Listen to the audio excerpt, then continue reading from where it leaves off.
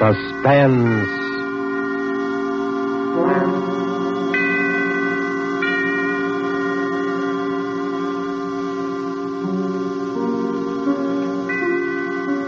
This is the Man in Black, here again to introduce Columbia's program, Suspense.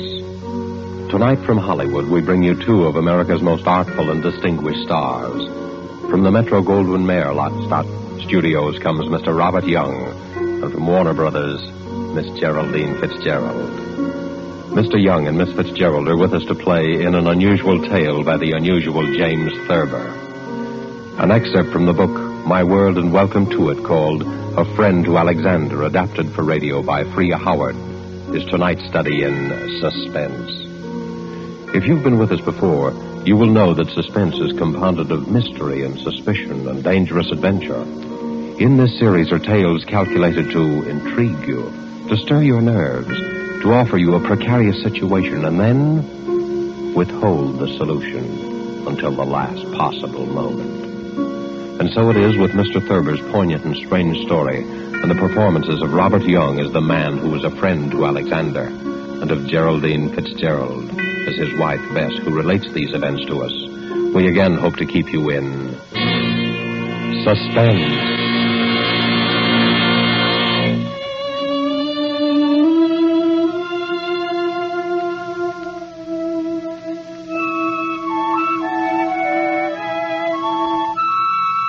Harry was a laughing, happy-go-lucky fellow before he began to have those dreams.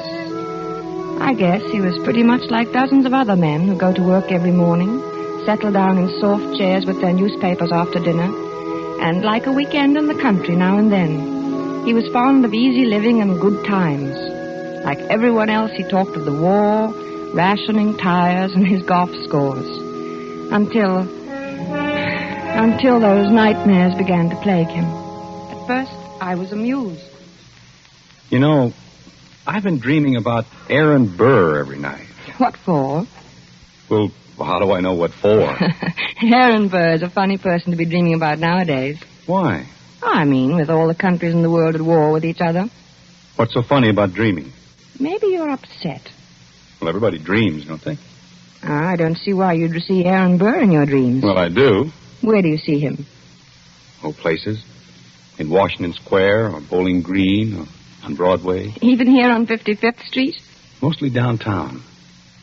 I'll be talking to a woman in a Victoria. A woman holding a white lace parasol. Oh. And suddenly there will be Aaron Burr, bowing and smiling and smelling like a carnation, telling his stories about France and getting off his insults. Who is the woman in the Victoria? What? The woman. Who is she? Well, how do I know? You know about people in dreams, don't you? They're nobody at all. Or everybody. Ah, but you see Aaron Burr plainly enough, though. I mean, he isn't anybody or nobody. Or everybody. All right. You have me there, but I don't know who the woman is. Are you sure? What's more, I don't care. Maybe it's Madame Jumel or Mittens Willett or a girl I knew in high school. Who's Mittens Willett? She was a famous New York actress in her day, 50 years ago or so. She's buried in an old cemetery on 2nd Avenue. I've seen the tombstone. That's very sad. Why is it? Oh, I mean, she probably died young. Almost all women did in those days. He's a vile, cynical cad. I was standing and talking to Alexander Hamilton when Burr stepped up and slapped him in the face. When I looked at Hamilton, who do you suppose it was? I don't know. Who? My brother, Walter, one I've told you about. The one who was killed by that drunk in the cemetery. Harry, I never could get that story straight. I've told you about it a dozen times. This drunk came up to him when his back was turned and... What was he doing in the cemetery? That's not the point. He was killed. That's what's important. And I loved him very much. I don't understand what... What's the use of telling you every time I mention it? You start asking the same questions. I understand now, dear. When you looked at Hamilton, he was your brother Walter. Yes. Harry, maybe we ought to go to the country for more weekends. Weekends? Yes. I'm going to bed.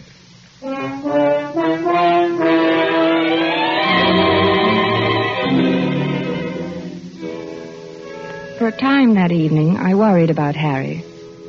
Not about his dream. Why shouldn't he dream? But I wondered about his health. He looked so worried somehow, so unlike himself. I was glad when he went to bed. A good night's sleep was just what he needed, I thought. How could I know? The next morning, we were quietly eating our grapefruit when Harry flung down his spoon. I wish he'd go back to France and stay there, him and his la-la. Who, dear? Oh, you mean Aaron Burr. Did you dream about him again? Yes, he said la-la to me. Why should he say la-la? I was at the tavern and we were drinking ale, and I said something funny. I don't remember what it was. Something amusing about what Ben Franklin had said to Washington once. It was one of those things, you know. No, I don't. Have some more coffee, dear. I don't want any coffee. I made this remark and everyone laughed. Everyone but Burr, that is. He sort of sniffed, and then he said, la-la. Well, why not? I mean, is there anything wrong about him saying la-la? It was the way he said it. He was sneering at me. They all noticed it. Who, dear? Who noticed? The others, all of them. And Hamilton. I was there with Hamilton. It was swell until Burr came in. Aaron Burr. I don't see why you dream about him all the time. Don't you think you should take some luminol? I'm not sick, I tell you. I know what I'm dreaming. I just thought, well, it's always Burr, and that seems odd. Well, why? Why shouldn't I dream about Burr if I want to? But you don't want to. No, but I can't help it. Everywhere I go with Alexander, sooner or later Burr shows up and makes those nasty remarks. Last night he elbowed Alexander out of his way. Did it deliberately. Alexander? Hamilton. Oh, Alexander Hamilton. Yes, goodness knows I'm familiar enough with him by this time to call him by his first name. Harry, you know, we might go to the Old Drovers Inn this weekend. You like it there. Hamilton has become not only my brother Walter, but practically every other guy I've ever liked. Don't you like the Old Drovers Inn anymore? Isn't it natural that Hamilton should represent my brother and guys I like? That's natural, isn't it? Yes, I suppose it is. Well, then why are you looking at me like that? You know, dear, I wish you'd go and see Dr. Fox. I don't want to see Dr. Fox. I want Aaron Burr to stop sneering at me in my clothes. He looks at me and his lips curl up and he says, "La, Mr. Andrews, what odd taste you have." I wish you'd go and see Dr. Fox. I'm going to the zoo and feed popcorn to the rhinoceros. That makes things seem right. For a little while, anyway.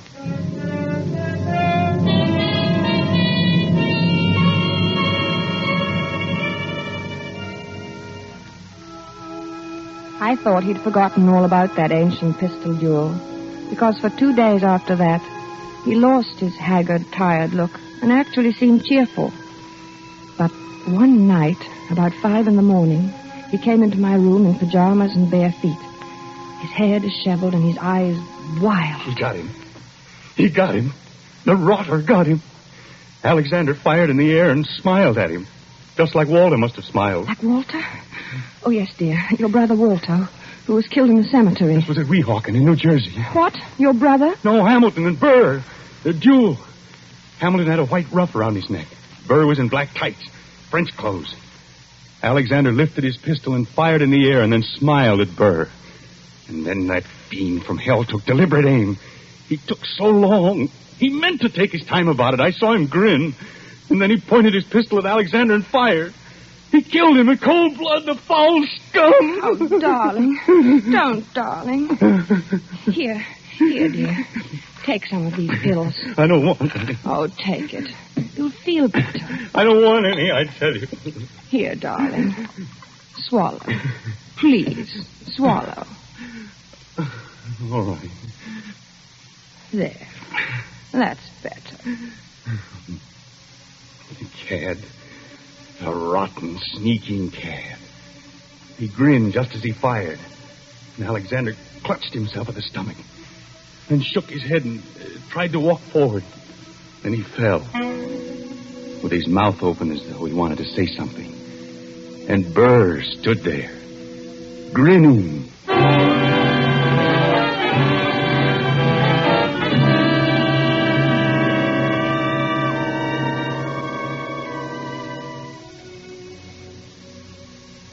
He was better after that, but I kept urging him to see Dr. Fox.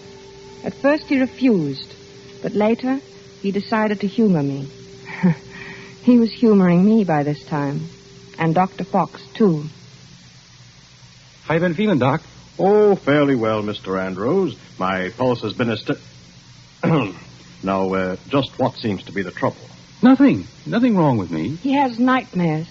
You look a little underweight. Perhaps your diet. Oh, I'm not underweight. Overweight, maybe, but not underweight. Getting enough exercise? Same as usual. He's worried about something. He always has this same dream. Aha, a dream, eh? What kind of a dream? Just a plain old dream. Aha. No, it isn't. It's about his brother Walter, who was killed in a cemetery by a drunken man. Only it isn't really about him. Really? Why, very few people are actually killed in cemeteries. It's an interesting coincidence, if I may say so. You mean you know somebody who was killed in a cemetery, too? Is that the coincidence? No, I meant your brother being killed in a cemetery. You know, dead in a cemetery. A sort of, do you follow me? No. I think you should go see Dr. Fox. Dr. Fox. Interesting. Yes, very interesting. I wonder if you would mind stepping into the next room, Mr. Andrews. I want to give you a thorough examination. Right in here, sir, and we'll just have a look at you.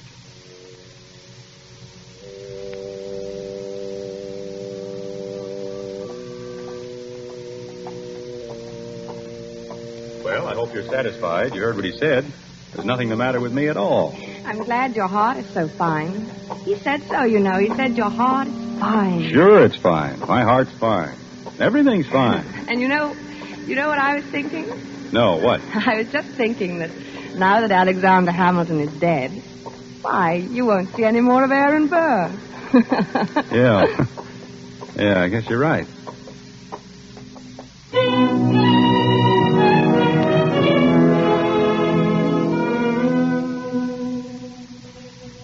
But I was wrong.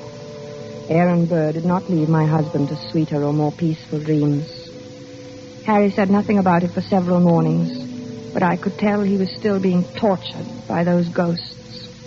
He brooded over his breakfast. He didn't answer me when I spoke to him. I dropped my butter knife, and he jumped. What was that? Only my knife. Oh. Harry, are you still dreaming about that man? Oh, I wish I hadn't told you about it. Forget it, will you? I can't forget it with you going on this way. Can't you forget I mentioned it? Maybe you should see a psychiatrist. Oh, bosh. What does he do now? What does who do? Aaron Burr. I don't see why he keeps coming into your dreams now. He goes around bragging that he did it with his eyes closed. Says he didn't even look. Didn't look when? When he killed Alexander in that duel. Well, what? He claims he can hit the ace of spades at 30 paces blindfolded. Furthermore, since you ask what he does, he jostles me at parties now. I think you should stay out of this, Harry. It wasn't any business of yours anyway.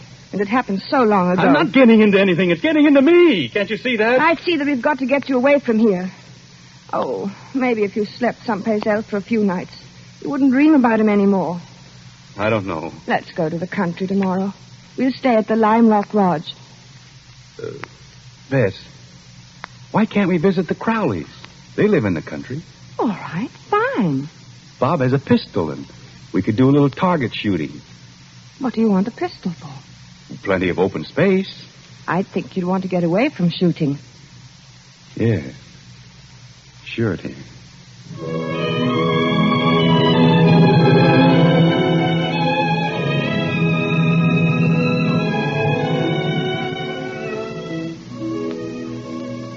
The vacation seemed a success at first.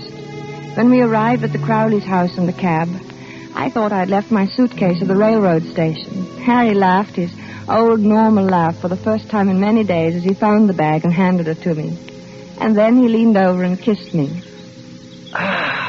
Good old Connecticut. Oh, Harry, this is wonderful. Oh, we'll have a grand time there. Yes, dear. Hello, Bess. Hi, Harry. Here they come. Good old Bob. Remind me to tell him that rabbit joke. Hello, Madison. I'll take your bags, Mr. Andrews. Thank you, Madison. Good to see you. Thank you, sir. Hello there. Bess, what a wonderful Well, bag. Bob, how's the old country squire? Oh, fine. How have you been? Never better. Boy, it's good to be here. Hello, Alice. Well, you too. I'm so glad you've come. Gets kind of dull here in the hinterland. Oh, I'm glad, too. Say, wait till you get one of our extra special cold martinis into you. You'll feel ship-shape.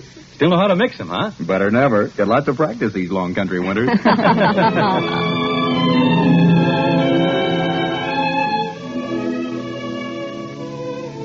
Oh, it was grand, seeing Harry's face relaxed and smiling over his cocktail glass. When I went to bed that night, I felt that at last that nasty old business of the dream was over. And I was happy. But when I awoke the next morning, I saw my husband lying rigid on his back, staring at the ceiling. One Henry Andrews, an architect. What's the matter, dear? Nothing. Oh, why don't you go back to sleep, Harry? It's only 8 o'clock, and this is the country. One Henry Andrews, an architect. What are you talking That's about? what he calls me. Calls you who? One Henry Andrews, an architect, keeps saying in his nasty little sneering voice. One Henry Andrews! Harry, please don't yell. You'll wake the whole house. Darling, people want to sleep. I'm beneath you. I'm just anybody. I'm a man in a gray suit. Be on your good behavior, my good man, he says to me. Or I shall have one of my lackeys give you a taste of the riding crop. Why should he say that to you? You ask me why. He wasn't such a great man, was he? I mean, didn't he try to sell Louisiana to the French or something behind Washington's back? He was a traitor. Then why worry what he says? He was a scoundrel, but a very brilliant mind. I was in hopes you weren't going to dream about him anymore. I thought if we came up here... It's him or me. I can't stand this forever. Neither can I.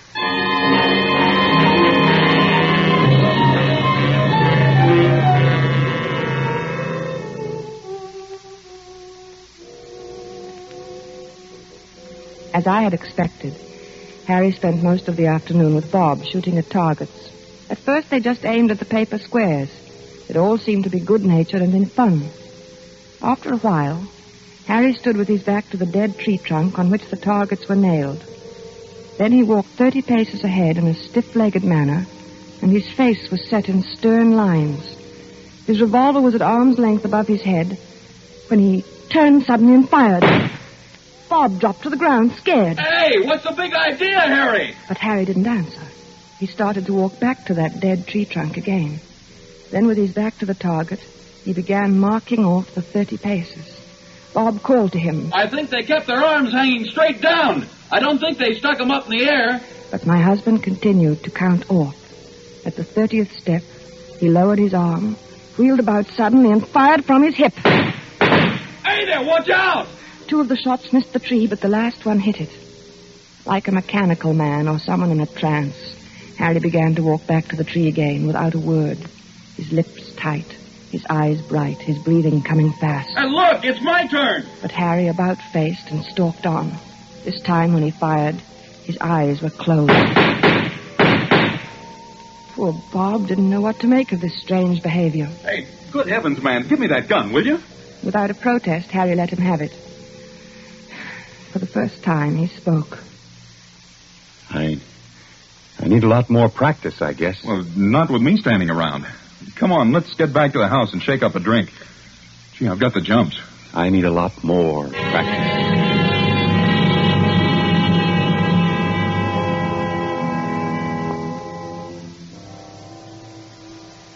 I guess I must have slept soundly that night, because I didn't hear him leave the room. He must have crawled out of bed, dressed silently, and crept out of the room. The sun was just coming up, and the light was hard, and the air was cold. Then I heard the shot.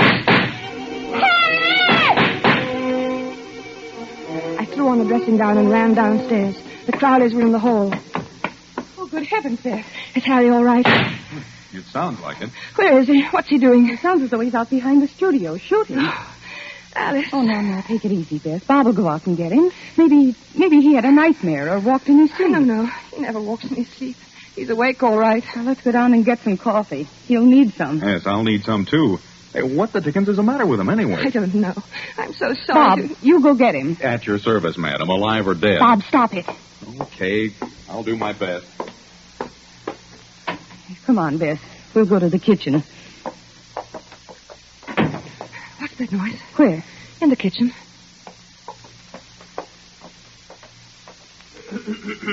Oh, it's you, Madison. Yes, ma'am. Well, you're shaking. I was just wondering, ma'am. No. It's all right, Madison. You go on back to bed. Closita was scared, ma'am, and I thought... Well, you tell Closita that it's all right. Mr. Andrews is shooting a little. He couldn't sleep. Yes, ma'am. Yes.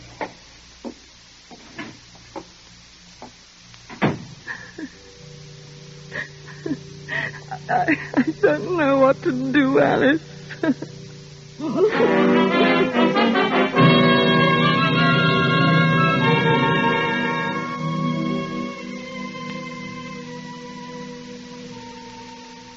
I guess the Crowleys were relieved when the cab came to drive us to the station early that day. Their maid had threatened to leave. The neighbors were complaining about the early morning disturbance, and their own nerves were ragged. Boy, I'll need a drink after that. Yes, and make mine a stiff one. Gee, I'm sure glad he's gone. Well, it was either he or Clefita. You can't afford to lose a good cook these days. Say, what do you think's the matter with him? I don't know. It's what Clefita would call the shoots, I guess. You know, he said a funny thing when I went out and got him this morning. Well, let's have it. I could stand a funny thing. I asked him what the deuce he was doing out there in that freezing air with only his pants and shirt and shoes on, and you know what he said? What? I'll get him one of these nights. That's just what he said.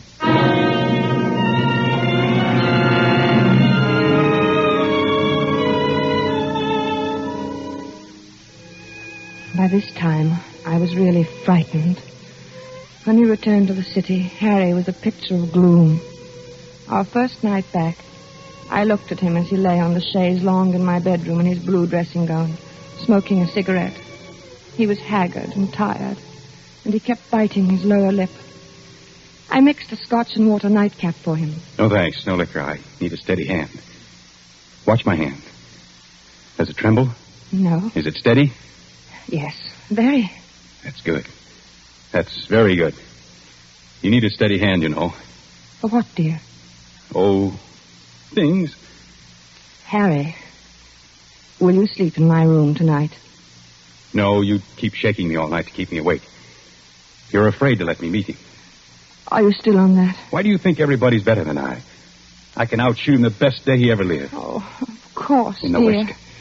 Right next to the middle button. He has 3 big pearl buttons on his waistcoat. Came from France. Why don't you dream about somebody else? Anybody else, please. You'd like that, wouldn't you? You'd like to have me dream about somebody who wouldn't hurt a fly. Somebody like that. Because you'd know I'd never get in a duel with him. A duel? You're dreaming of a duel now? Ever since Hamilton died. Burr knows I hate him. It's nearly over now. Harry. It's him or me. I'll get him, the rotter. But, Harry... I know I'll get him. See, I have a modern pistol. He has to use an old-fashioned single-shot muzzle loader. Is that quite fair? Fair? What do I care if it's fair or not? Was it fair the way he shot Alexander? Was it? Don't be mad with me, Harry. Oh, I'm sorry, darling. I'm very unhappy. I'm sorry, darling. And I'm worried sick.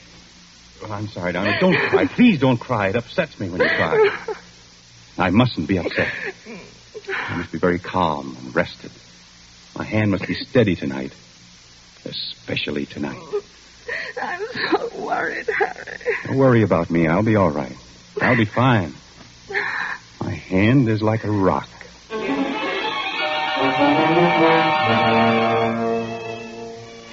Later, when I kissed him goodnight, I knew it was really goodbye. He didn't say anything, and neither did I. It's just that he seemed so far away, in another world. And each moment I felt that he was becoming more and more remote. Something told me he wasn't coming back.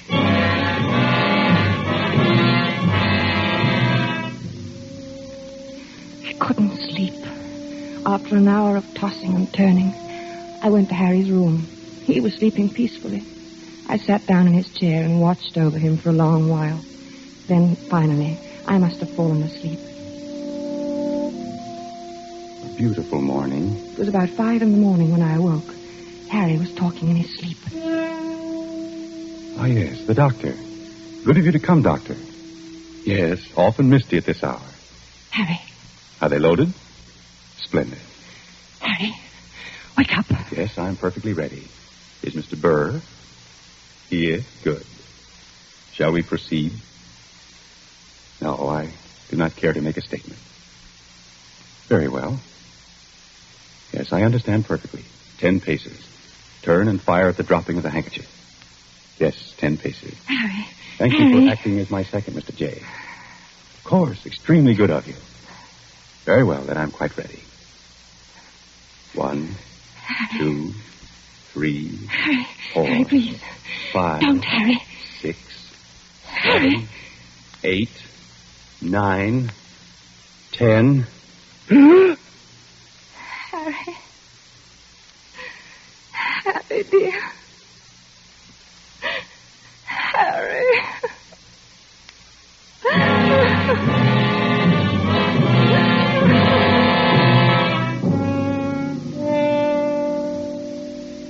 Dr. Fox was puzzled when he examined Harry the next morning. Extraordinary.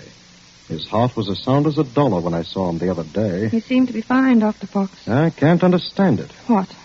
Why his heart stopped as if he'd been shot. Shot. Yes. Of course, there are no gunshot wounds and no... Shot. Now, Mrs. Andrews. That's it. Shot. No, you'll have to calm yourself. You can't help him now. I should have known it would happen. I kept staring at Harry's right hand. The 3 fingers next to the index finger were closed stiffly on the palm, as if gripping the handle of a pestle. The taut thumb was doing its part to hold that invisible handle tightly and unwaveringly. But it was the index finger which held my eye the longest. I looked carefully to make sure I was right. Yes, it was so. That index finger was curved inward slightly, as if it were about to press the trigger of a pistol. So there had been a duel after all. Perhaps there was no gunshot wound. But Harry had been shot as surely as he was dead. Dr. Fox saw me staring and spoke to me. What are you looking at, Mrs. Andrews? Harry never even fired a shot. Aaron Burr killed him the way he killed Hamilton. Well, what are you talking about? Aaron Burr shot him through the heart. I knew he would. Yes, but there's no evidence. I knew he would. Then Dr. Fox put an arm around me. He looked at me gently and a bit frightened, the way I used to look at Harry when he told me about his dreams. He led me to his assistant and whispered something. He thought I didn't hear him, but I did. She's crazy. Stark, raving crazy. I let the assistant take me away. Maybe he thought I was crazy, too. But now I knew. Aaron Burr got Harry, just as he had killed Hamilton in that old quarrel long ago. Oh, I knew he would! I knew he would!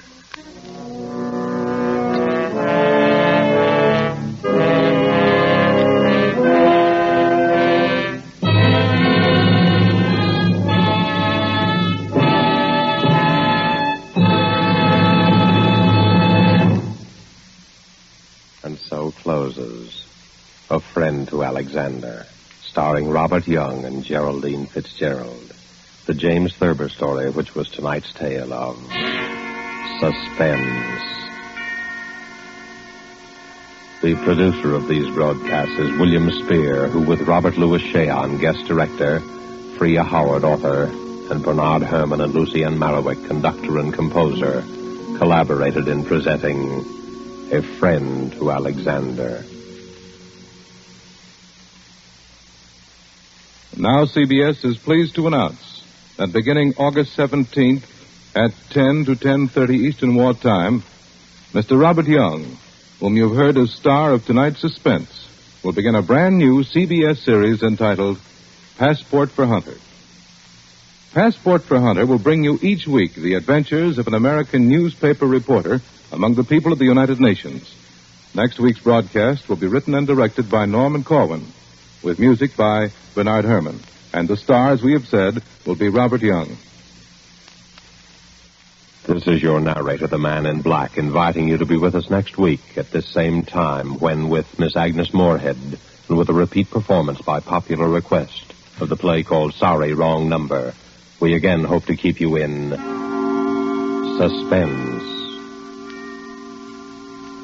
This is CBS, the Columbia Broadcasting System.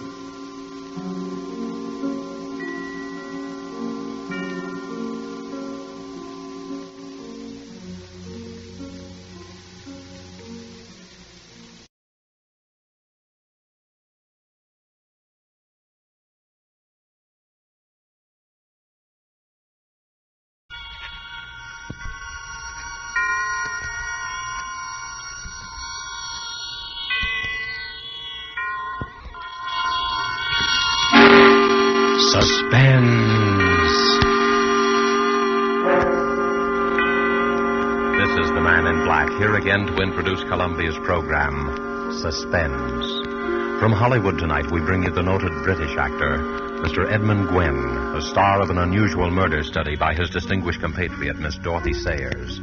The story called The Fountain Plays is tonight's tale of suspense. Currently appearing in the Metro-Goldwyn-Mayer Technicolor production, Lassie Come Home, following such successes as Foreign Correspondent and the stage plays The Wookiee and The Three Sisters, it is Mr. Gwenn's particular pleasure to embody on the stage and the screen the eternal middle-class Englishman, the common man of Britain, and proud of it. The character Mr. Gwenn portrays in our play tonight, Mr. Archibald Spiller, conservative John Bull that he may be, has lately had a bit of luck. Mr. Spiller lives on a little country estate with a cook and a manservant, and in the garden, yes, a fountain. Of all these little luxuries, it is the fountain which pleases him the most. An interesting sort of hobby for such a man. A fountain, perhaps more interesting than even Mr. Spiller himself realized at the beginning of that memorable evening. These events were really quite unusual, and with their publication, and with the performance of Mr. Edmund Gwenn as Archie Spiller, we again hope to keep you in suspense. The Fountain Plays.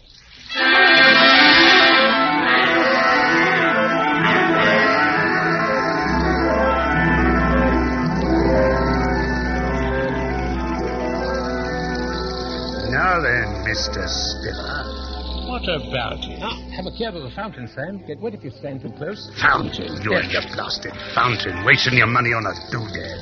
It's not expensive, Sam. It's very ingenious, really. Uses the same water over and over again, you see? Don't try and put me off. What about it? Well, I told you I'd talk to you about it later this evening. Later.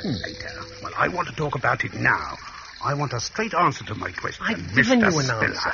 You've given me nothing but bluff and bluster. Do I get it or don't I? That's what I want to know. And if I Gooch, don't... please. My guests are arriving. I'll talk to you tonight. You'd better talk straight, too. It'll be your last chance, my lad. Hello there, everybody. You're just in time for a cocktail. Come in. Master said we'd find you here, Daddy. I hope we're not interrupting. Certainly not. You know Mr. Gooch, don't you, my dear? Of course. And this is my neighbour, Mrs. Digby, Mr. Gooch. How do you do, Mr. Goose? And Ronald Proudfoot, my daughter's fiancé. How do you do, sir? How do you do? Do help yourselves, everybody. You'll find all the fixings right there on the stone settee. Betty, you play hostess, will you, dear? All right, Daddy. I'll take mine neat. I was just showing Mr. Gooch the wonders of my little fountain. Oh, Daddy, you do make such a fuss over that fountain. Oh, well, even so, I always say that there's nothing quite like a bit of ornamental water to set a place off. Sort of like the Versailles Gardens, what? Oh, it's really lovely, Mr. Spiller. And so secluded with the rhododendrons and the lilac hedge all around. Ah, you like that, eh? Oh, I was thinking of cutting out some of these lilacs. Oh, I wouldn't. Well, to make a vista, so to speak. You can't even see it from the house with these bushes on all four sides. Well, now, perhaps that might add something. But if you like the lilacs, Mrs. Digby, the lilacs shall stay. Oh, Mr. Spiller. I'm no authority, I'm sure. Well, if you want an authority, I'd say it's a mess. Plaster, backstop and all. A mess, see? A mess? Yes, a mess. Oh, maybe Mr. Gooch means the way the backstop arches up above the stray. It rather overshadows it, Oh, you know. have to have that, you know, my dear. Prevailing winds from the south. Blows the jet of water right out onto the grass. If it weren't for that backstop, I'd have a regular swamp over there. Wasteful, too. Well, I'm glad I know that. You always were a fool, Archie, squandering money on a fountain. Oh, no, indeed. It uses the same water over and over again.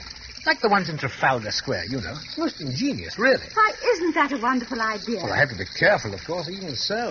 I turn it off every night to save leakage and waste and so on. Same old Spiller. A proper miser, if ever there was one. Oh, I say now. Mr. Spiller, sir. Yeah? The dinner is served. Huh? Oh, thank you, Master, thank you. Well, what do you say? Everybody ready for a bit of dinner, hey? We go in then, shall we? Come on, let's go in. I got it. You get some... Why, Mr. Spiller, your modest little fountain. When you're past the bushes, why, all at once you can scarcely hear it at all. Yes, quite impossible to hear it from the house. Can't hear it at all.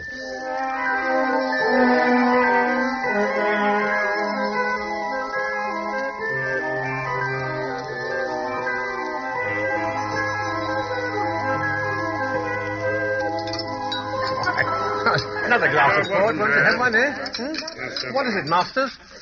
Will that be all then, sir? Yes, thank you, Masters, yes. Excellent dinner. My compliments to the cook, please. Yes, sir. And coffee in the drawing room. Very good, sir. Well, shall we adjourn? Shall we what? Adjourn. Going to the drawing room, what? Quite a tough you've become, eh, Archie? Big change from the old days. Adjourn to the drawing room. Yeah. Yes. Well, we'll all have a spot of coffee now, eh? Coffee? Is that the best you got to offer? Oh, no, by no means. Have anything you like, old man. That's better. What would you think, Mr. Spiller, about a rubber or two of bridge? Oh, excellent suggestion. Splendid. Good thing I don't play, eh, Archie? I see I'm counted out before we start. Oh, Mr. Gooch, I'm so sorry. Do take my place. I'm really very tired. No thanks. We didn't play bridge where I come from, and neither did Archie. Although I see he picked it up quick enough once he got... Well, it's never too late to learn, you know. I got better ways than that to spend my time when I visit an old pal. Where's that fella Masters? Was there something you wished, sir? Take the whiskey and soda down by that fountain. Whiskey and moonlight and jolly old fountain. That's the proper way to spend an evening, eh, Millard? Quite, sir. Mind you bring the full decanter. One drink's only a starter for a chap like yours truly. Very good, sir. While I'm at it, better take a few of these here Coronas. Only the best for your old pals, eh, Archie? Yes. See you folks later. See you later on. Oh, Mr. Digby, shall it be you and me against the youngsters? Daddy, Yes, dear? will you tell me why you put up with that man? Gooch? Oh, come, he's not a bad sort, really. Had a drop too much this evening, perhaps. But... He always has a drop too much. And he is a bad sort. He's a rude, unpleasant, terrible man. Well, old friend, you know, not much a chap can do. Oh, Daddy, you're so soft-hearted. But if you can't do anything, I can. Now, please, dear, please, he'll be gone in a day or two. High time. What does he mean talking to you that way in your own home? Shall we cut for deal? Yes. Shall I, Well, I don't care. You shan't put me off. This is the last time that man is going to come into this house.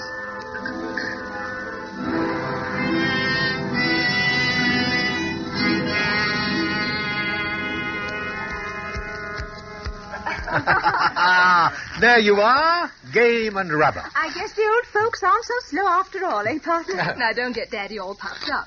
You did have all the cards. Oh, not a bit of it. Jolly well played, sir. Play one more? Oh, I'm afraid not. I don't want to put a damper on the party, but it's 10:30. My word, so it is. Last hour or so passed in no time. Oh, that's probably because we were spared the company of the charming Mr. Gooch.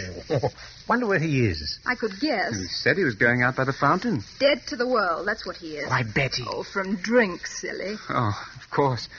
Well, I'm not superstitious, you know, but... Gooch will take care of himself, I dare say. Well, Mrs. Digby, if you really must... I'm afraid I really Well, then must. perhaps I can see you home. Well, if it wouldn't be inconvenient. Oh, not a bit of it. It's a pleasure I've been looking forward to all the evening.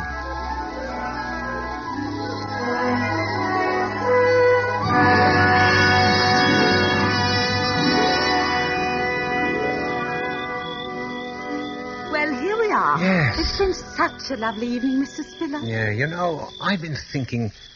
I'm awfully lucky to have found a neighbor like you. At my time of life, I mean. Maybe it's not luck at all. It's fate, you mean? Eh, Mrs. Digby? Or may I call you Rosalind? Oh, of course. And you call me Archibald, eh? Oh, silly name, but it's the only one I've got there. All right. You know, it was true what I said tonight, that the place will be needing a new hostess soon. With Betty getting married, you mean? You must be very happy for her. Oh, I am. But what I mean that, well, we're both alone in the world now, and Yes? Rosalind, there's something I want to talk to you about soon. I can't just now. There are arrangements I have to make, but I do want to talk to you very seriously. Well, I'll always be here, you know. But it's late now. Yes, it is.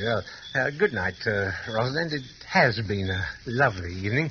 Good night, Archibald.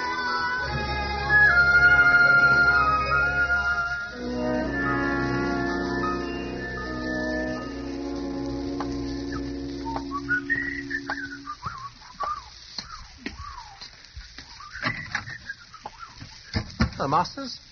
Tell me, where's everybody?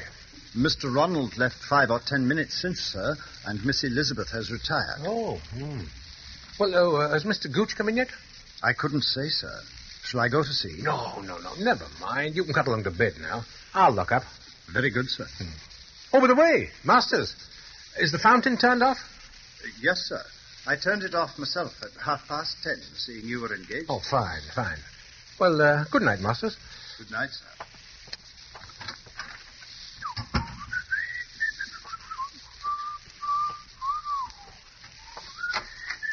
Oh, hello there. Just coming out to look for you, Gooch. Hello. Have a nice evening? A nice evening. Not as nice an evening as you had with the obliging little widow, eh? No, that's enough of that now, Sam. Oh, it is it? That's enough, is it? That's a good one. Do you think I am, talking to me like that? One of your ruddy servants? Well, I'm not. I'm the boss here. Get that into your head. I'm the boss, and you know it. All right. But buzz off to bed now like a good fellow. It's getting late, and I'm tired. Oh, no, you don't. Think I'm drunk, don't you? Well, I'm not drunk enough so I don't remember the little business I've got with you. Well, can't we talk about it in the morning? No. We'll talk about it right now. I'm short of cash. It's high time you kicked in with some more. Now, look here, Sam. I pay you your allowance as we agreed, and you stay here whenever you like, but that's all. Oh, it is it? Yes. Getting pretty high and mighty, aren't you, number 4132? Sam, quiet, for heaven's sake. You're in a fine spot to tell me what you're going to do, aren't you? Quiet, the servant's mightier. Quiet, Betty mightier, or Ronald Flapdoodle, whatever his name is. Sam, you're drunk. Sure I'm drunk. I'm not an escaped jailbird, am I? I'm not liable to be all back to work out 10 years odd labour for forgery, am I? Sam, listen, I'll give you a little extra, just this once. When I think a man like me, that was only in for a short stretch anyway, worked it out all good and proper, dependent on the charity, mind you, of a pal what's rolling in wealth. I'm not rolling in wealth, and you know it. But if you'll promise me, faithfully, that this is the last time... Sure, I'll promise. For an old pal, I'll promise anything. You just give me 5,000 down. 5,000? That's right. I've got a great opportunity. All I need is a little ready cash. Now, don't be an idiot, Sam. What do you think I'm going to lay hands on that much? Just like that. I'll give you a check for 500. Oh, trying to rent it on your old pal, eh?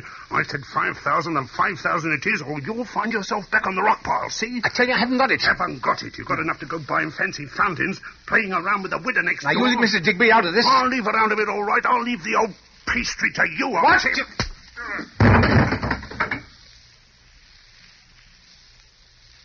I told you that was enough of that, and I meant it. Now pull yourself together and go to bed. Go on. I'll talk to you in the morning. You hear me, Sam? Sam. Yeah, come on. I didn't hit you that hard, you know. Go on, get up on your feet now, Sam. Go on.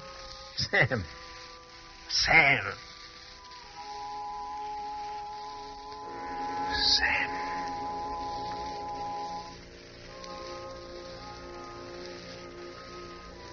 Hit his head on the corner of the table. Phew. No blood. No, there it is, just over the temple. Soft. Spongy. Mr. Gooch's fall had made quite a racket, too. Somebody must have heard it. They'll be calling out in a moment. Footsteps coming down to find out what's the matter. Have to think fast. What was that? Oh, just the old clock. Nobody on this side of the house, anyway. Nobody could have heard. Steady now and face the facts. He's dead. Murdered. Oh, it didn't feel like murder, but the police won't care about that. First off, they'll take fingerprints, and then... If I could make him suspect somebody else, confuse him. An alibi. Yes, that's what's needed. An alibi. Make it seem he was alive when he was already dead. Yes. Yes, how do they do it in the stories? To dress up like the dead man and impersonate him. You imitate him speaking over the phone, or... No, make a gramophone record of his voice, or you forge a letter. Oh, no, forgery.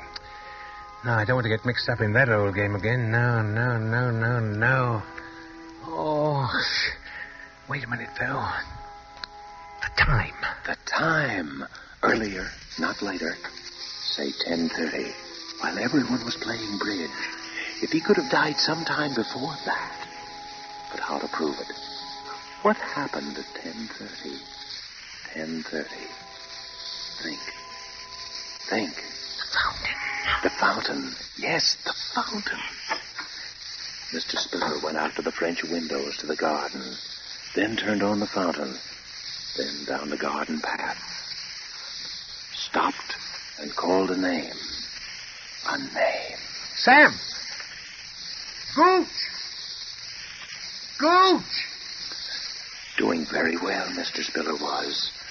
Oh, careful with the flashlight. They can't hear the fountain from the house, but they can see that.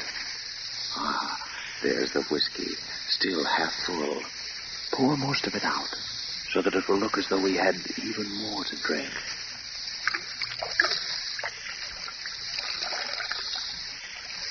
Now back to the house. That'll do.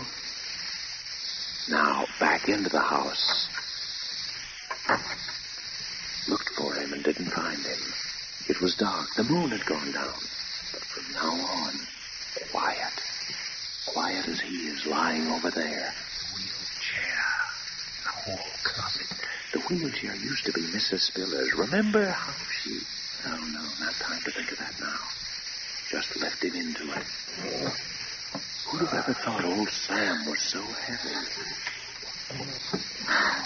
Now out the other door, but quietly this time. Down the back path. Carefully. Feel like running. Feel as though every window in the house were thronged with white, staring faces, watching. The manufacture of an alibi. Here we are. Now to lift him up again. There. Lay him down on the edge of it. One hand in the water. The bruise on his head right up against the stone corner of the basin. There.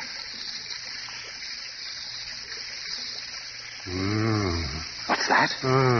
He's alive. Gooch is alive. After all their trouble, after committing practically the perfect crime, he's alive.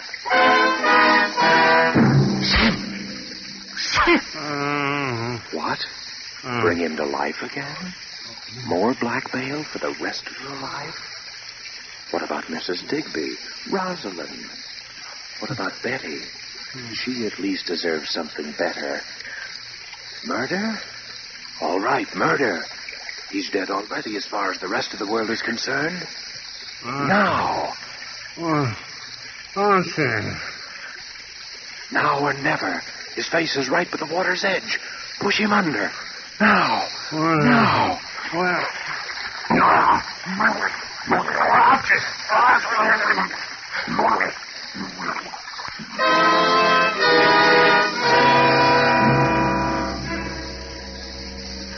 And so it's done. Remorse? Why remorse? Does the mouse feel remorse that the cat is killed? Does the prisoner feel remorse when he leaves his prison? No. No, it's done. And well done.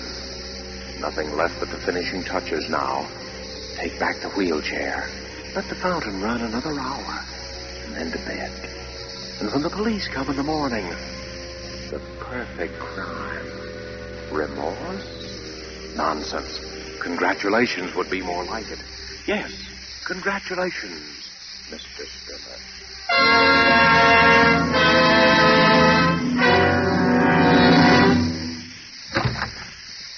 Inspector Franklin, sir. Eh?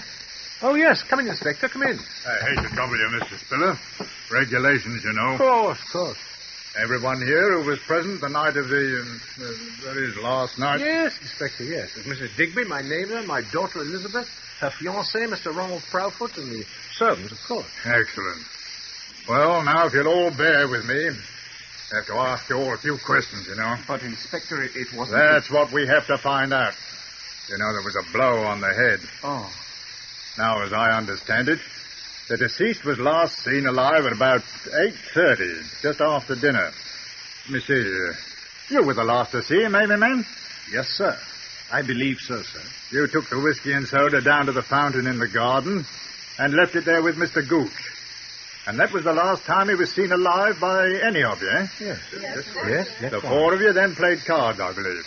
Yes. Until what time? Oh, about 10:30. And no one left the room during those 2 hours? No. Then, Mr. Spiller, you accompanied Mrs. Digby to her home. Yes. Is that correct, Mrs. Digby? Yes, Inspector. Now, when you returned, you were met in the hall by Masters. Yes. Now, what time was that, Masters? About 10:45, sir. And Mr. Spiller at that time inquired after Mr. Gooch? Yes, sir. He asked if I had seen him, and as I had not, he suggested I might retire, that he himself would lock the house. And the others had all left? Yes, sir.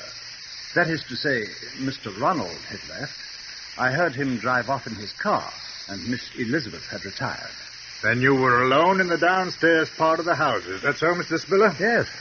You tell me, please, what you did then? Well, I was worried about Gooch. He'd been drinking quite a lot, and so I went to look for him. Went down to the end of the garden by the fountain. You didn't go through the lilac hedge to the fountain? No, it was dark by then. I couldn't see. I called Gooch several times. Did anyone hear Mr. Spiller call? Oh, I did, sir. I was half asleep, as you might say. But I did hear Mr. Spiller call out. And then what did you do, Mr. Spiller? I came back into the house. Sat up in the library, read for a while, and about 1 o'clock I went to bed. Now, this is very important. Who turned off the fountain? I did, sir. At what time? At 10:30, sir. You're quite sure of that? Yes, sir. It was the usual time. I see. And no one would have turned it on again, of course. I can't think why, sir. Well, I think that makes everything very clear, Mr. Spiller. Yes. When the body was found, it was still wet from the spray of the fountain. Therefore, death must have occurred sometime before the fountain was turned off at 10:30. And as all of you here were occupied till then, from the time the deceased was last seen alive... An accident, of course. I said so from the beginning. Well, might have been either, you know. There had been a blow, and there was water in the lungs. Well, the man apparently fell due to his intoxicated condition, struck his head, falling into the water, from which he was unable to rescue himself. Well, seems the obvious conclusion, doesn't it? Poor fellow. Well, thanks, everyone. I don't think we shall have to trouble you again, Mr. Spiller. Well, I hope not. And thank you, Inspector.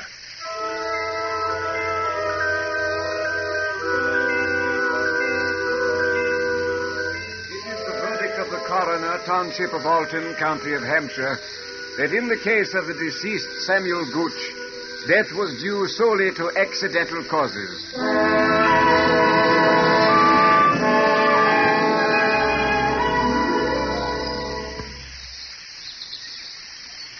Oh, Daddy, I'm so glad.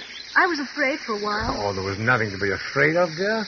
Poor old Gooch just lost his footing and fell, that's all. I know. I was afraid of him. Of him? I know it was silly, but he was so strange. I thought he had some sort of hold over you. Oh, nonsense. Darling, just an old friend. And I'm a sentimental old fool. You're an old dear. But I've got to run now. What, off with Ronald? Uh-huh. Daddy, are you going to be awfully lonely when I've gone? Oh, you know I'll miss you. Maybe Mrs. Digby. No, my girl. Oh, she's such a darling. She is rather nice, isn't she? In fact, I thought I might pop over to stay this afternoon, as long as you're going to be out. Daddy, I knew it. I won't keep you another second. Ask her over to dinner. Well, perhaps I shall. You be on time, though. I will. Bye. Bye.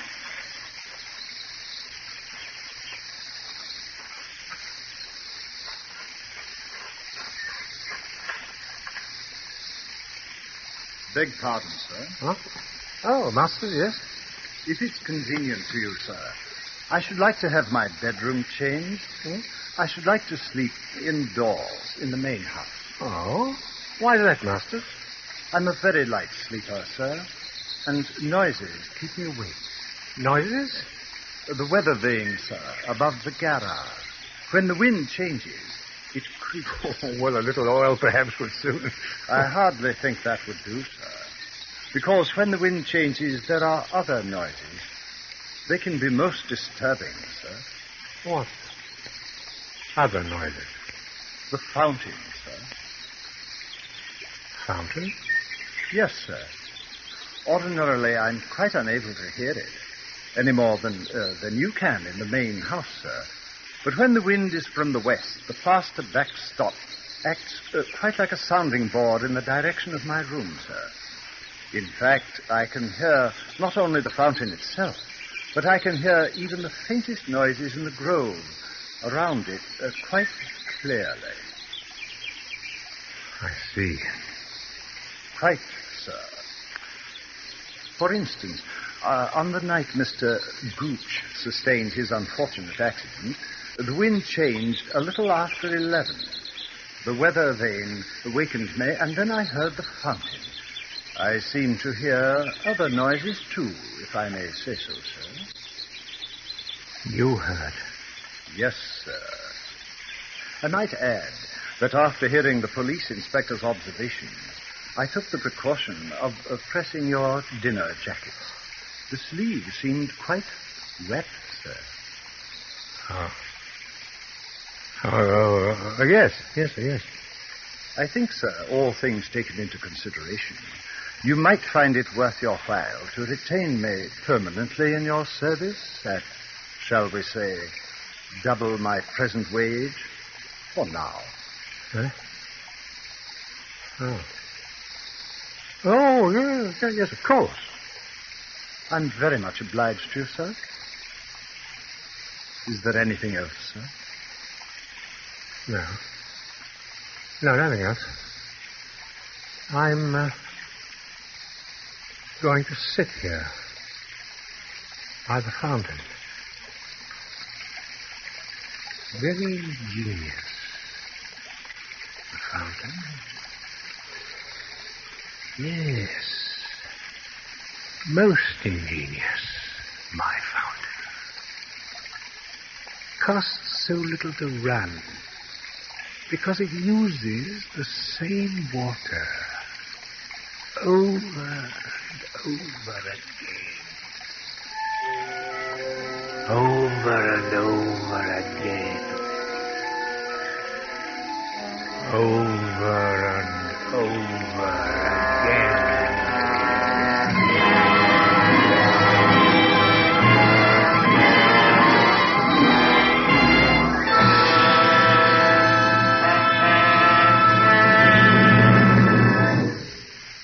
So closes The Fountain Plays, starring Edmund Gwenn and the Dorothy Sayers story, which was tonight's tale of Suspense. The producer of these broadcasts is William Spear, who with Ted Bliss, director, Bernard Herrmann and Lucien Marowik, conductor and composer, and Robert L. Richards, the radio author, collaborated on tonight's Suspense. Now CBS is pleased to announce that starting next week at the same time, Mr. Robert Young will begin a brand new series entitled Passport for Adams.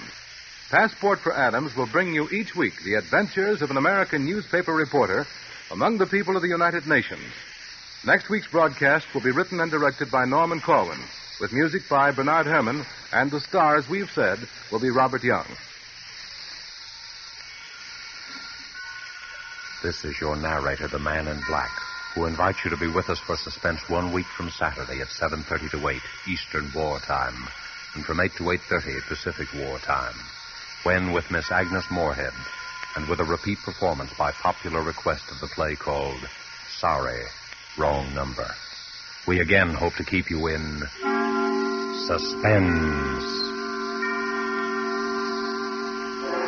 This is CBS, the Columbia Broadcasting System.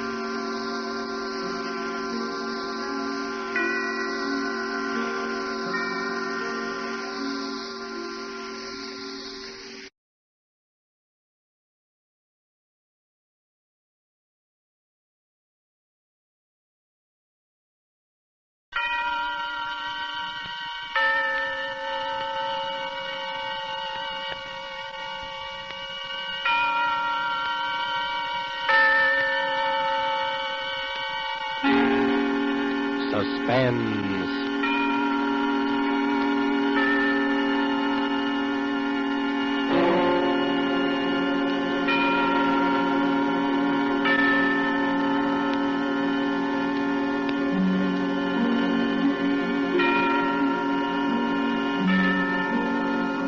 This is the Man in Black, here to introduce Columbia's program, Suspense. Tonight, as we premiere our new Saturday evening series on the air, Miss Agnes Moorehead returns to our stage to appear in The Study in Terror by Lucille Fletcher, called Sorry, Wrong Number. This story of a woman who accidentally overheard a conversation with death and who strove frantically to prevent murder from claiming an innocent victim is being repeated by popular request as tonight's tale of Suspense. If you've been with us before, you will know that suspense is compounded of mystery and suspicion and dangerous adventure. In this series are tales calculated to intrigue you, to stir your nerves, to offer you a precarious situation, and then withhold the solution until the last possible moment. And so it is with the story Sorry, Wrong Number, and the performance of Miss Agnes Moorehead. We again hope to keep you in suspense.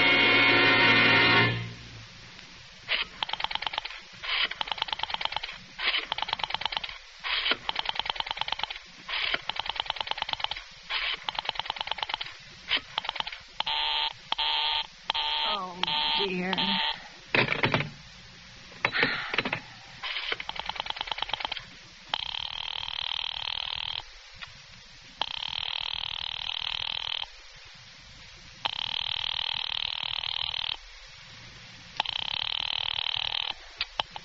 Your call, please. Operator, I've been dialing Murray Hill 70093 now for the last 3/4 of an hour, and the line is always busy. I don't see how it could be busy that long. Will you try it for me, please? I will be glad to try that number for you. One moment, please. I don't see how it could be busy all this time. It's my husband's office. He's working late tonight, and I'm all alone here in the house. My health is very poor, and I've been feeling so nervous all day. Ringing Murray Hill 70093.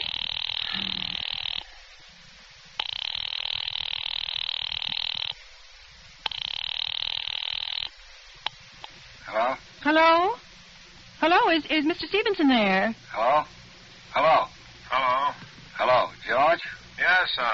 This is George speaking. Hello, who's this? What number am I calling, please? I'm here with our client. Oh, good. Is everything okay? Is the coast clear for the night? Yeah, George. He says the coast is clear for the night. Okay. Where are you now? In a phone boat. Don't worry. Everything's okay. Very well. You know the address. Yeah, I know.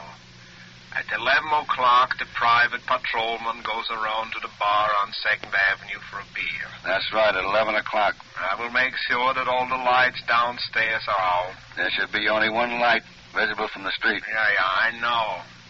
At 11:15, a train crosses the bridge. It makes a noise in case her window is open and she should scream. Oh, hello, what number is this, please? Okay, I understand, I tell you. That's 11:15, the train. Yeah. Do you remember everything else, George? Yeah, I make it quick. As little blood as possible. Because our client does not wish to make her suffer long. That's right. You'll use a knife? Yes, a knife will be okay. Then afterwards I remove the rings and the bracelets and the jewelry in the bureau drawer. Because our client wishes it to look like simple robbery. Don't worry. Everything's okay. I never... Oh, how awful, how unspeakably awful. Oh.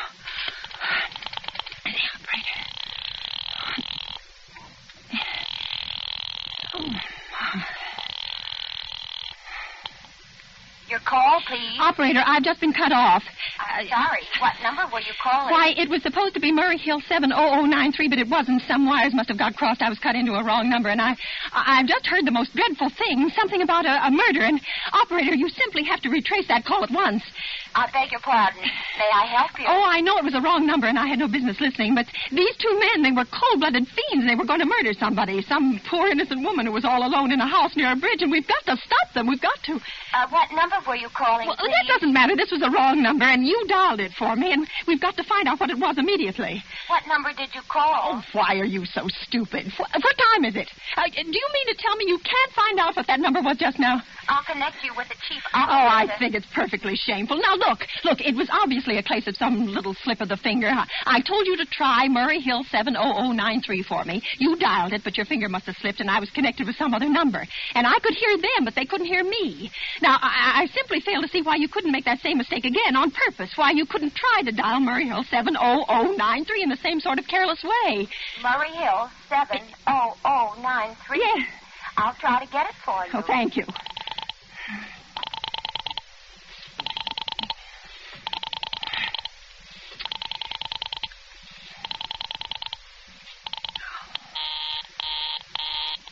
I'm sorry. Murray Hill 70093 is busy. I will call you in 20 minutes. Operator. Your call, please. You didn't try to get that wrong number at all. I asked you explicitly, and all you did was dial correctly. I'm sorry. What number are you calling? Well, can't you for once forget what number I'm calling and do something for me? Now, I want to trace that call. It's my civic duty, and it's your civic duty to trace that call and apprehend those dangerous killers. And if you won't... I will connect you with the chief operator. Please.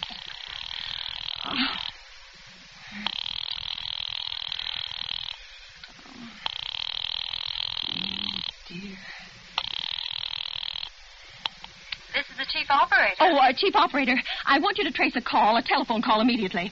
I don't know where it came from or who was making it, but it's absolutely necessary that it be tracked down because it was about a murder that someone's planning, a terrible, cold-blooded murder of a poor innocent woman tonight at 11:15. I see. Well, can you trace it for me? Can you track down those men? I'm not certain. It depends. Well, depends on what? It depends on whether the call is still going on. If it's a live call, we can trace it on the equipment. If it's been disconnected, we can't. Disconnect?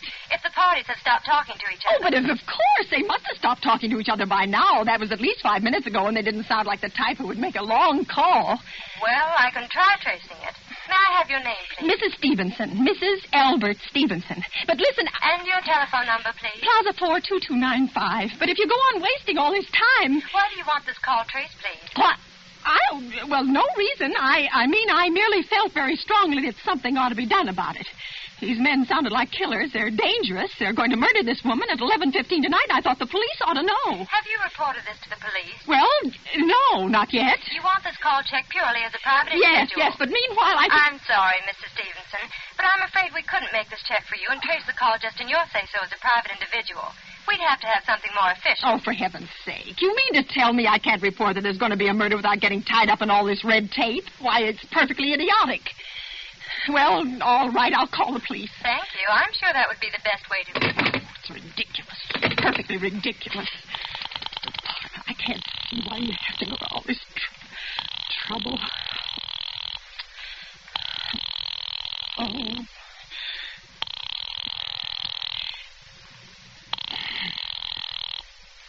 Your call, please. The police department. Get me the police department, please. Thank you.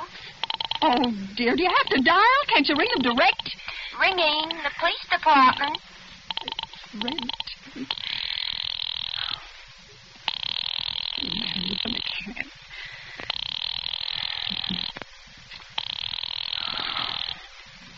Police station, precinct 43, Sergeant Martin speaking. Police department.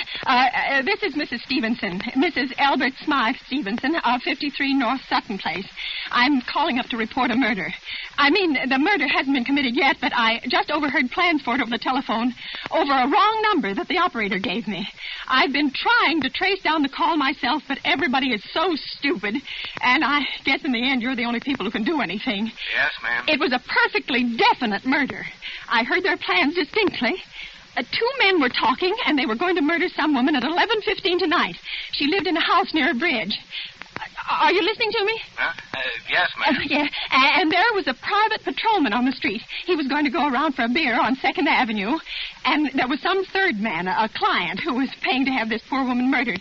They were going to take her rings and bracelets and use a knife. Well, it's unnerved me dreadfully, and I'm not well, and I'm just so nervous. When was all this, ma'am? About 8 minutes ago. Oh, then you can do something. You do understand. What is your name, ma'am? Mrs. Stevenson, Mrs. Albert Stevenson. And your address? 53 North Sutton Place. 53 North Sutton Place. That's near a bridge, the Queensboro Bridge, you know, and we have a private patrolman on our street. And second... And what was the number you were calling? Murray Hill 70093. But that wasn't the number I overheard. I mean, Murray Hill 70093 is my husband's office. He's working late tonight, and I was trying to reach him to ask him to come home. I'm an invalid, you know, and it's the maid's night off, and I hate to be alone, even though he says I'm perfectly safe as long as I have the telephone right beside my bed. Well, we'll look into it, Mrs. Stevenson, and see if we can check it with the telephone. But the telephone company said they couldn't check the call if the parties had stopped talking. I've already taken care of that. Oh, you have? Yes, and personally, I feel you ought to do something far more immediate and drastic than just check the call. What good does checking the call do if they stop talking? By the time you tracked it down, they'll already have committed the murder. Well, we'll take care of it, don't you worry. Well, I'd say the whole thing calls for a search, a complete and thorough search of the whole city. Now, I'm very near the bridge, and I'm not far from 2nd Avenue, and I know I'd feel a whole lot better if you sent around a radio car to this neighborhood at once. And what makes you think the murder is going to be committed in your neighborhood, ma'am? Well, I don't know. Only the coincidence is so horrible. 2nd Avenue is a patrolman, the bridge. 2nd Avenue is a very long street, ma'am. And you know how many bridges there are in the city of New York alone. I know. Not to mention Brooklyn, Staten Island, Queens, and the Bronx. I know that. How do you know there isn't some little house on Staten Island on some little 2nd Avenue you've never even heard about? How do you know they're even talking about New York at all? But I heard the call on the New York dialing system. Maybe it was a long-distance call you overheard. Oh, don't. Telephones are funny things. Look, lady, why don't you look at it this way? Supposing you hadn't broken in on that telephone call. What? Supposing you'd got your husband the way you always do. You wouldn't be so upset, would you? Well, no, I suppose not. Only it sounded so inhuman, so cold-blooded. A lot of murders are plotted in this city every day, ma'am. We managed to prevent almost all of them. Well, but a clue of this kind is so vague. Isn't much more use to us than no clue at all. But surely you... Unless, of course, you have some reason for thinking this call was phony and that someone may be planning to murder you. Me? Oh, no. No, I hardly think so. I mean, why should anybody? I'm alone all day and night. I see nobody except my maid Eloise, and she's a big girl. She weighs 200 pounds. She's too lazy to bring up my breakfast tray. And the only other person is my husband, Albert. He's crazy about me. He just adores me.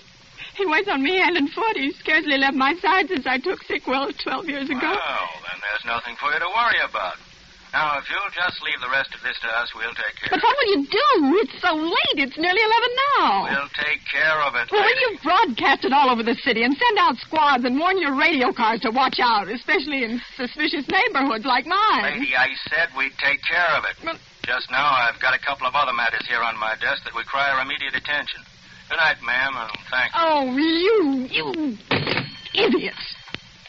Oh, now why did I hang up the phone like that? He'll think I am a fool. Oh, why doesn't Albert come home? Why doesn't he? Why doesn't he? Oh.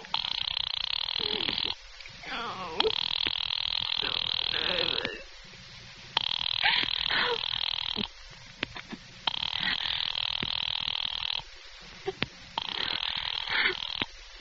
Your call, please. Operator, for heaven's sake, will you ring that Murray Hill 70093 number again? I can't think what's keeping him so long. I will try it for you. Well, try. I don't see why he does it. Oh.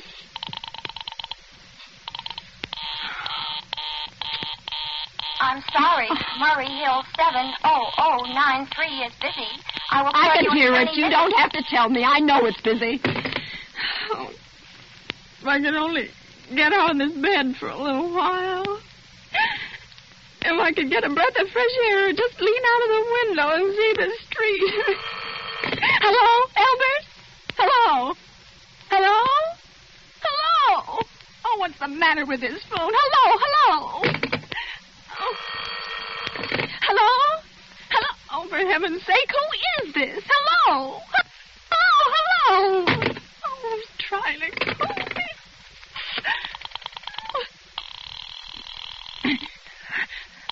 What isn't she at?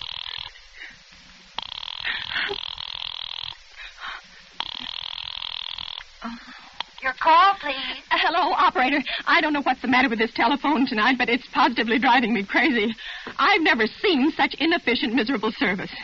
Now, look. I'm an invalid, and I'm very nervous, and I'm not supposed to be annoyed. But if this keeps on much longer... What seems to be the trouble, please? Well, everything's wrong. I haven't had one bit of satisfaction out of one call I've made this evening. The whole world could be murdered for all you people care. And now my phone keeps ringing and ringing and ringing and ringing every 5 seconds or so, and when I pick it up, there's no one there. I'm sorry. If you will hang up, I will test it for you. I don't want you to test it for me. I want you to put that call through, whatever it is, at once. I'm afraid I cannot do that. You can't! And why? Why, may I ask? The dial system is automatic. If someone is trying to dial your number, there is no way to check it without the call is coming through the system or not, unless the person who is trying to reach you complains to his particular operator. Well, of all the stupid. And meanwhile, I've got to sit here in my bed suffering every time that phone rings, imagining everything. I will try to check the trouble for you. Check it. That's all anybody can do. Oh, what's the use of talking to you? You're so stupid. Oh, I'll fix her of all the impudence. How dare she speak to me like that? How dare she? Call the operator. Oh, I'm a bit sick. Oh.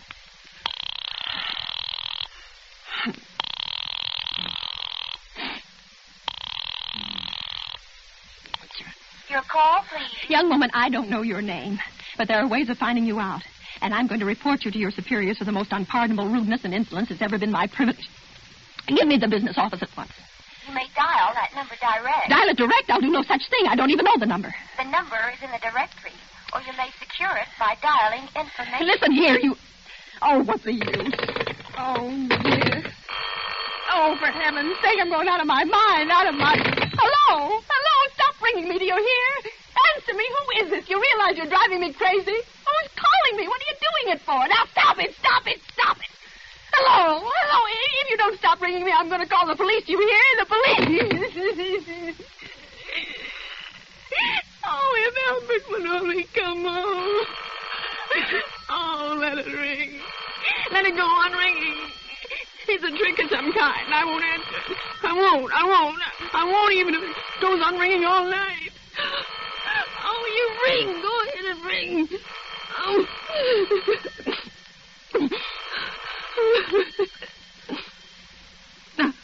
Now what's the matter? Why did they stop ringing all of a sudden? Oh, what time is it? Where did I put that clock? Oh, here it is. 5 to 11. Oh, they've decided something. They're sure I'm home. They heard my voice answer them just now. That's why they've been ringing me. Why no one has answered me. Call the operator again. Oh, where is she?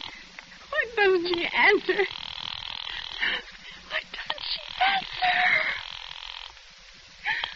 Oh. Your call, please. Where were you just now? Why didn't you answer at once? Give me the police department. Oh, she's sorry.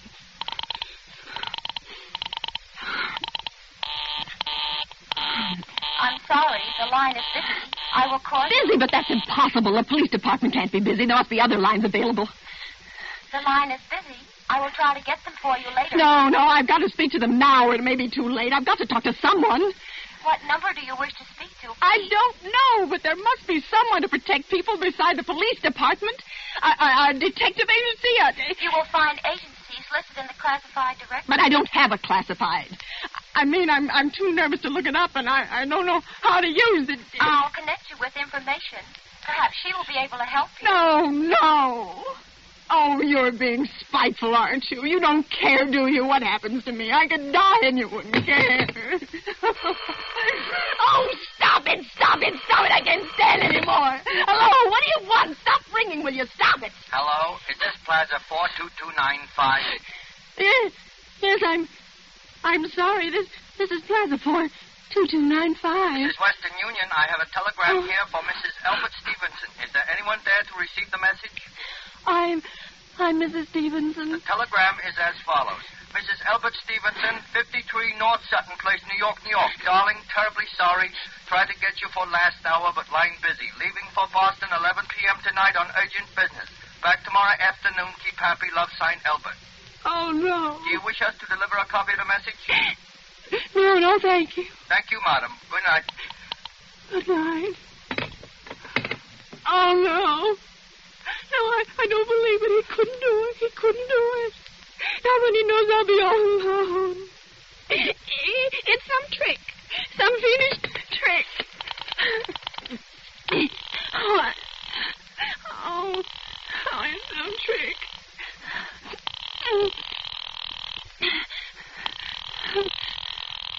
Why doesn't she...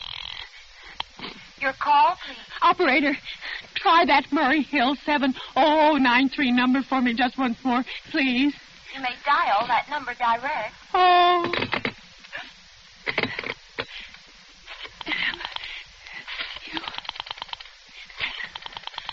Oh.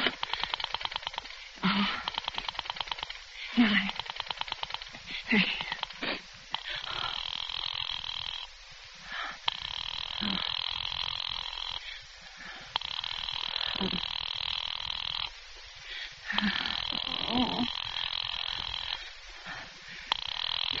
Oh, he's gone. He's gone. Oh, Albert, how could you? How could you? How could you? I can't be alone tonight. I can't. If I'm alone one more second, I'll go mad. I don't care what he says or what the expense is. I'm a sick woman. I'm entitled. I'm entitled. You should be here.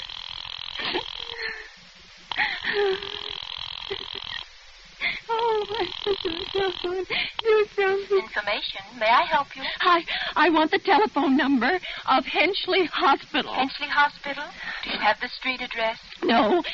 It's somewhere in the 70s. It's a very small, private, and exclusive hospital where I had my appendix out 2 years ago. Henchley. H-E-N... One moment, please. Please hurry. And please, what is the time? You may find out the time by dialing Meridian 71210. Oh, for heaven's sake, I've no time to be dialing. The number of Henchley Hospital is Butterfield 70105. Butterfield 70105. You 70105.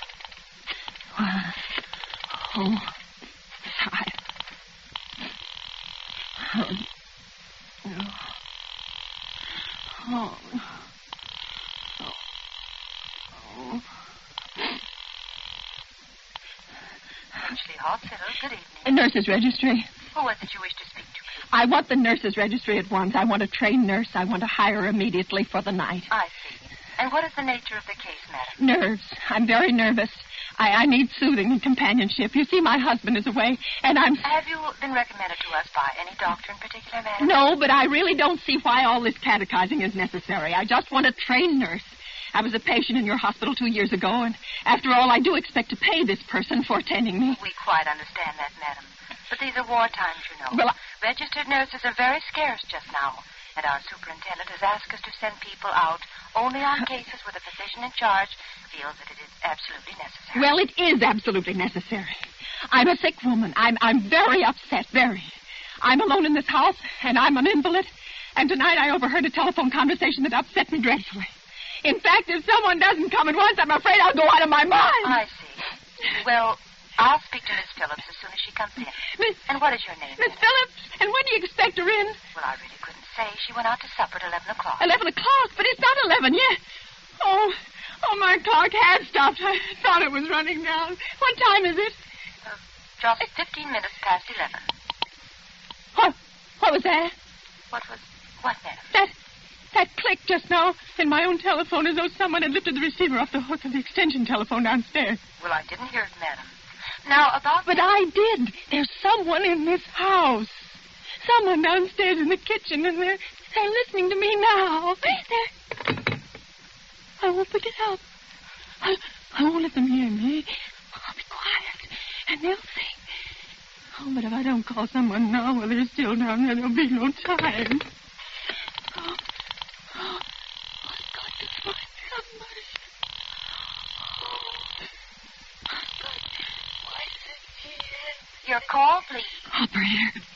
Operator, I'm in desperate trouble.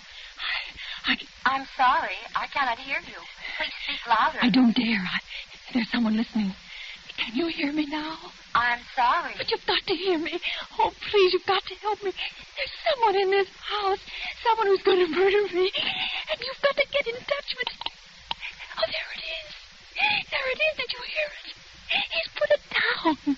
He's put down the extension phone. He's coming up. He's coming up the stairs. Give me the police department. The police department. The police department. Give it to me. One moment, please. I will connect you. I can hear him. He's near her. Oh, I hear him. I hear it. Hurry. Hurry. Oh, don't come near me. I don't know what to do. I don't come near me. I don't know what to do.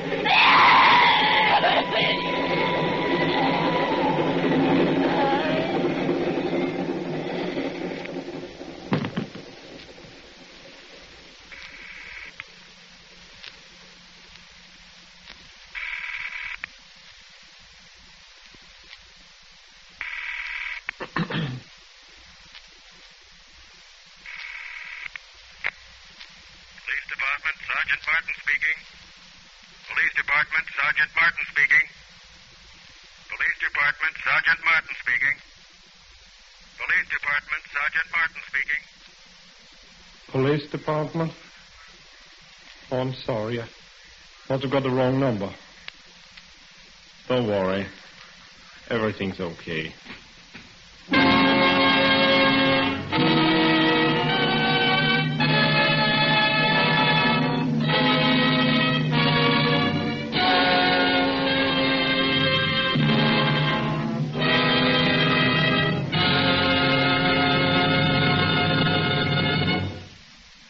And so closes Sorry, Wrong Number, starring Agnes Moorehead. Tonight's tale of Suspense.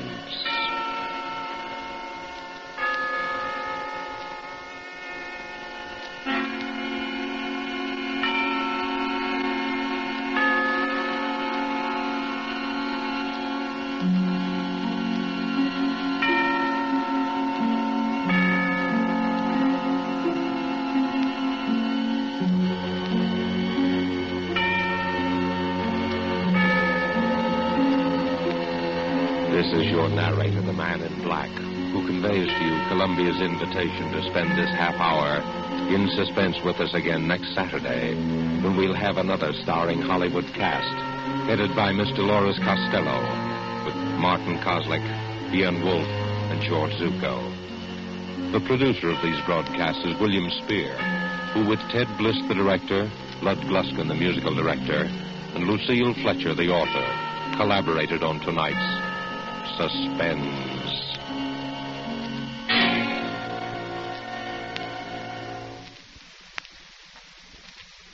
The entire country is waiting in suspense for the answer to this important question. Will the United States Cadet Nurse Corps reach its goal of enrolling 65,000 student nurses before the end of 1943? For if it doesn't, this country faces the prospect of needless suffering and loss of life at a time when our full health and energy are needed to win the war. What are you girls from 17 or 18 to 35 going to do about it? If you're a high school graduate in good health, you're eligible for a scholarship which will pay you all your expenses while you're learning to be of service to your fellow man. Not only will you receive a personal spending allowance of $15 a month for the first 9 months in training, $20 a month for the following 21 months, and then $30 a month until graduation, but you will, in addition to this personal allowance, receive allowances for room, board, health and laboratory fees, books, and other incidental expenses. This is your chance to do something for yourself while you're doing something big for your country. You're needed now, so write immediately to the U.S. Cadet Nurses Corps, Box 88, New York, or to any nursing school of your choice, and they will furnish you with all the essential information. You are needed now, so act now. This is CBS, the Columbia Broadcasting System.